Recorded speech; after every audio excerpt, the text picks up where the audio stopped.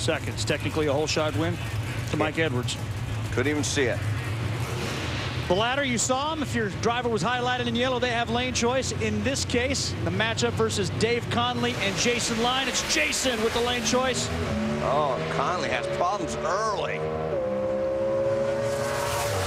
So Line stops the timers, 6.707 seconds. Greg Anderson, Erica Ender-Stevens with a little history. Stat guy?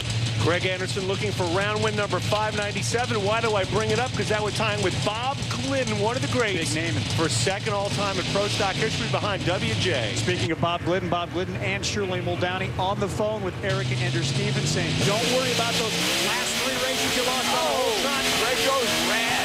Just keep doing what you're doing and you'll get the job done. Erica has gotten past the man. She beat Joliet 2012 for her first win. In the interest of fair reporting, the first of Greg's 74 pro stock wins came here. Not going to get 75 today. He's not getting any closer to the top 10.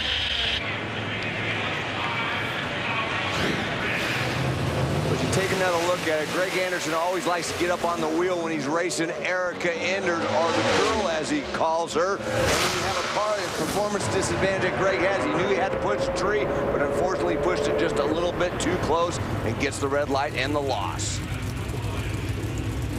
Body language says it all.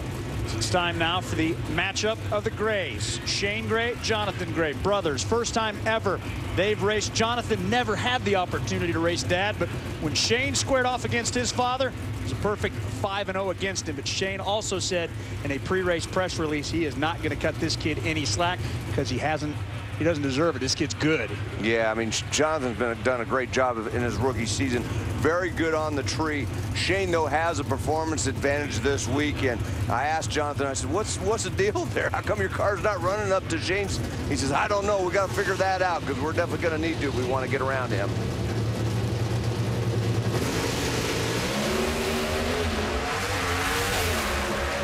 Jonathan's out on him by a couple hundredths. Jonathan's going to hit the stripe first.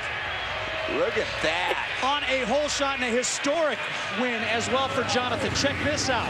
In the history of pro stock, never have we gone past the 10th race of the season without a #1 qualifier going the distance. Jonathan just took out his brother, the #1 qualifier. It was all about reaction time. 200ths of a second advantage off at the start. Take a look at the Lucas Oil finish cam. Identical elapsed times, but there's a margin of victory at the stripe. I think those cars were identically prepared. Reaction by the family and the team, well, probably split just a little bit. Gary? Greg Anderson. I can't remember the last time he had a red light. Can you? No, I can't. And you're not supposed to. You can't do that. That's automatic loss. So I didn't think I did. I thought I saw it good. I thought I cut a good light. I don't know if I got in a little deep or I just made a mistake. So I apologize to my crew. I apologize to Summit. My dad on Father's Day. Sorry, Dad. I was trying really hard to bring you a present today. I need a win bad, and I was digging hard. But I guess I just dug a little bit too deep. So we'll take our lumps, take our losses, come back next week. Got lots of races coming up here to try and make up for it. So you can't back down up there, Gary. You got to give it everything you got. That's a fast hot rod right there, and you got to give it all you got. And I just went over the line, I guess. So can't fault the guy for trying. Sonoma last year, stat guy in my ear says, don't like that habit, right? Too soon. Very frank, very disappointed, Greg Anderson. Still, though, with time to climb into the top 10.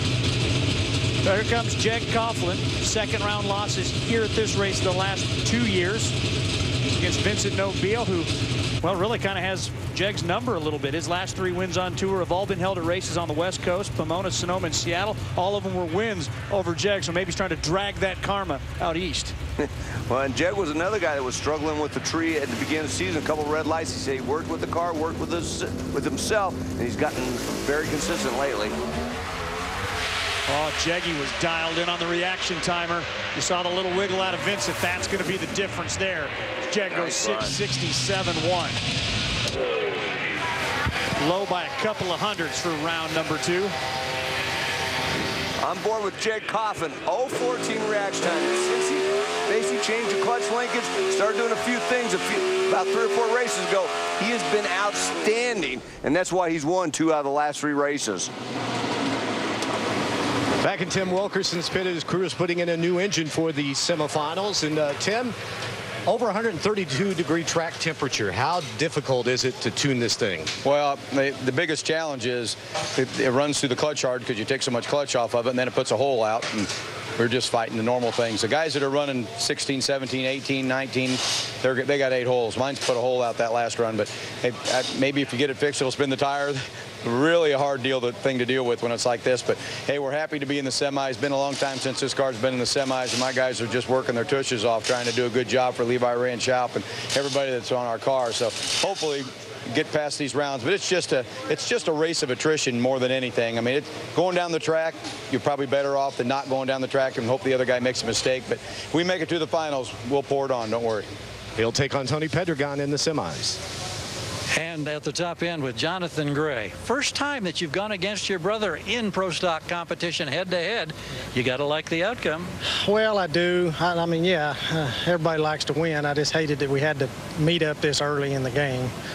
So, you know, but it worked out the way it worked out, and luckily we're going on. Indeed you are. You're going to have to dig a little deeper, a little better for the next round? Oh, yeah. Yeah, absolutely. Yeah, we're definitely going to have to dig a little deeper with the car. We're lacking a little there, but I think we'll get it. I think it's coming. It's coming together. Thanks, Jonathan. Thank you. You know, we'd have the numbers 1, 2, 3, and 4 in the semifinals, with the exception of the number 8 qualifier, Jonathan Gray, who also earned lane choice with that win over his brother against Jason Line. On the other side, it's the points leaders 1 and 2 in the standings. As Erica Ender-Stevens gives up lane choice to the number 2 points performer, Jed Coughlin.